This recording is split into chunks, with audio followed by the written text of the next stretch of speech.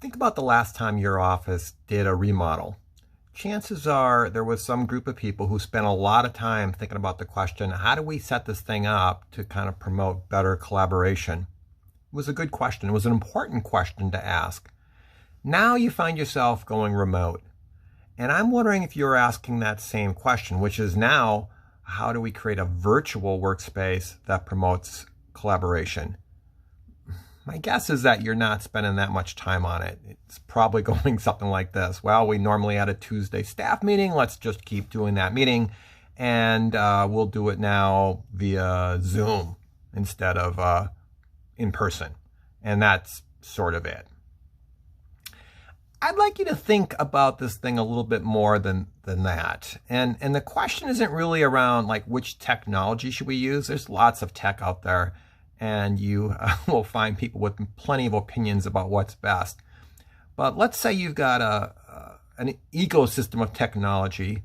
One of the first questions is like, okay, so which technology are we going to use for what kind of communication?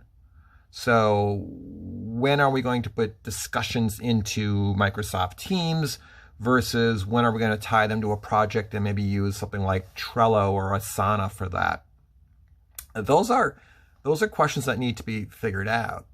But there are other questions, just more general communication questions like who needs to respond to what? How do they know when they need to respond? How fast do they need to respond? What does a good response look like? When do I have to be online? Do I have to be sort of available from 8 to 5 if that was normal working hours? Or can I be available and do my work sort of anytime? I mean, these are the kinds of questions that you really need to think about. And I'm guessing you're thinking, well, everyone just sort of knows. And I would not go there. I would assume nobody knows. Everybody has a different expectation.